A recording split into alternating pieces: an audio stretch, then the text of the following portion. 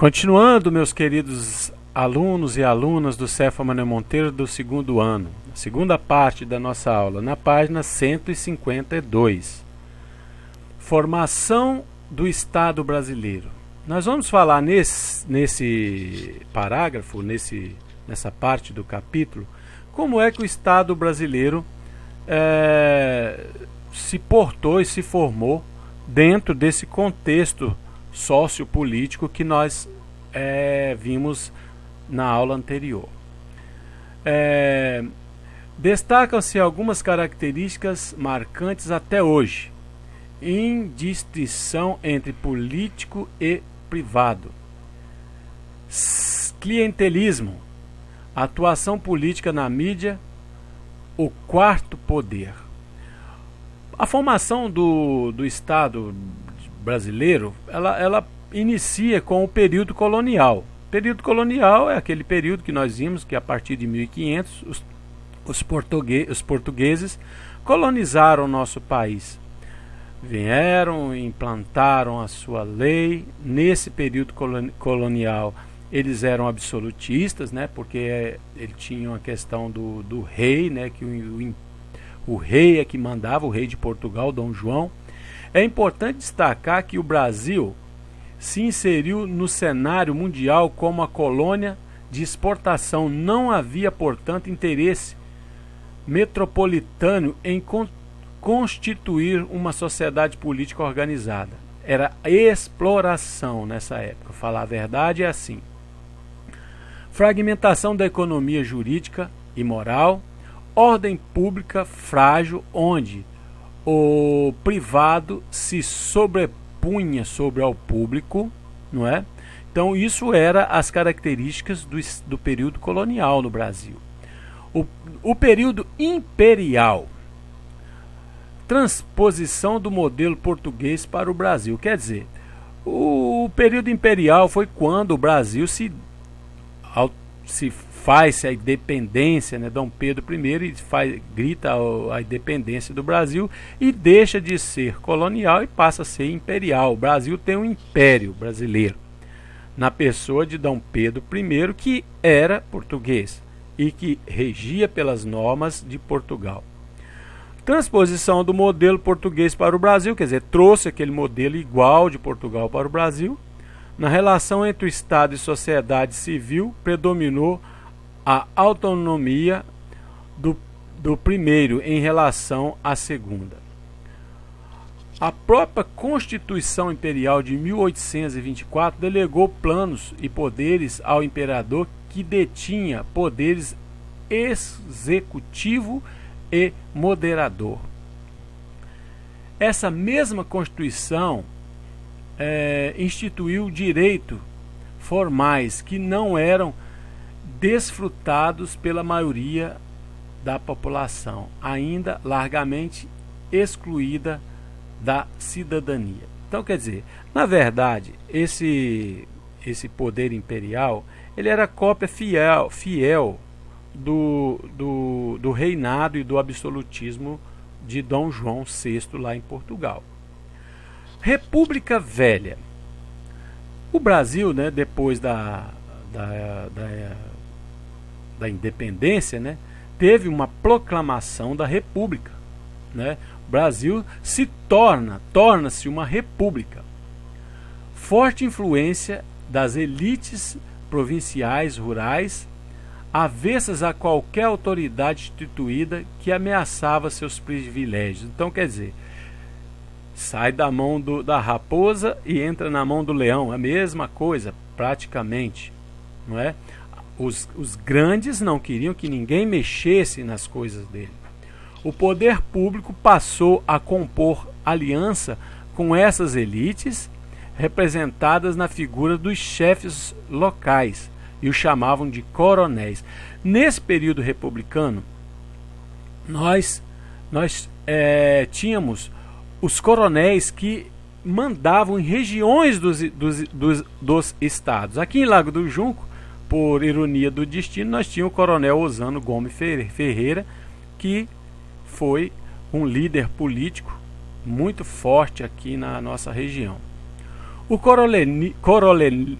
coronelismo foi uma prática política marcante naquele contexto.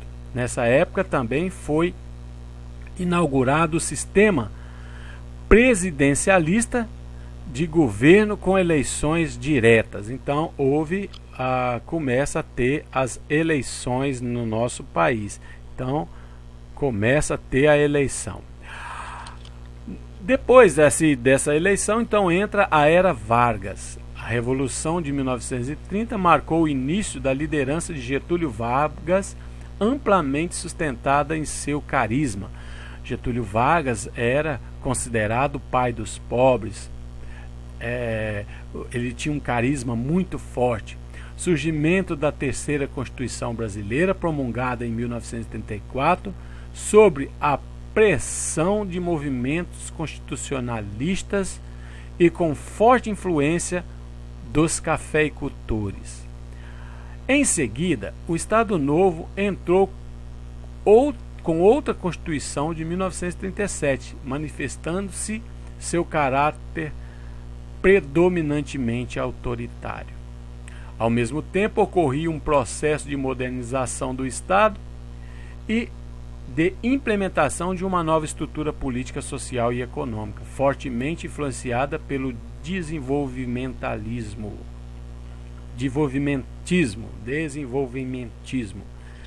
Quer dizer, esse foi uma grande pérola desse governo. Vargas atendeu à reivindicação dos trabalhadores, regulamentou jornada de trabalho, férias, e ao mesmo tempo em que manteve as atividades sindicais sob forte controle. As pessoas tinham a imagem de Vargas, porque Vargas conseguiu, até antes de Vargas, ninguém tinha carteira assinada, ninguém tinha direito nenhum garantido na questão trabalhista. E Vargas coloca isso em prática. Mas os sindicatos, tudo ficava no seu controle. Então, ele não deixava as coisas soltas nesse sentido. Colocou-se em apoio aos trabalhadores e da burguesia industrial. Nesse período, a industrialização teve como principal agente o próprio Estado. Isso era a Era Vargas. A democracia populista e a ditadura militar. Logo depois também da Era Vargas, veio a democracia populista, que vem com a ditadura militar. A ampla influência dos ideais democráticos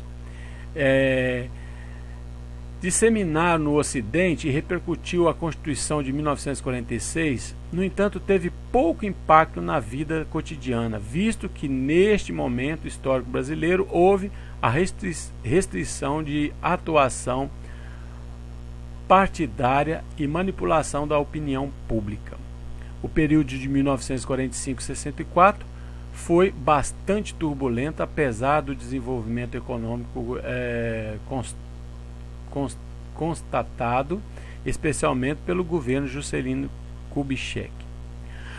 Em 1964, houve o grande golpe militar, onde uma ditadura militar se implantou no nosso país, onde teve várias ações que, de certa forma, prejudicou bastante as pessoas. Mas até hoje existem pessoas que ainda têm saudade de um período muito marcante desse, que foi o regime militar. Conspiração de caráter anticomunista contra políticos da oposição, quer dizer, tudo que era socialismo, o regime militar perseguia. Contou com o apoio das elites empresariais, setores conservadores da Igreja Católica e das camadas médias urbanas de grandes produtores rurais. Supressão dos direitos políticos e civis, e forte aparato de repressor. Então vocês imaginam bem, no regime militar, a gente vê que as pessoas que vinham do período colonial, do imperial, bababá, que eram as pessoas grandes, os grandes, continuam mandando, mesmo na questão da ditadura. Quem ainda está com a faca e o queijo na mão são as grandes, a indústria, as pessoas mais ricas, as pessoas mais poderosas, não é? E a repressão em cima de tudo que era de socialismo. Então tinha forte repressão, pessoas eram mortas, feito lavagem cerebral, a exemplo de Geraldo Vandré, e assim por diante.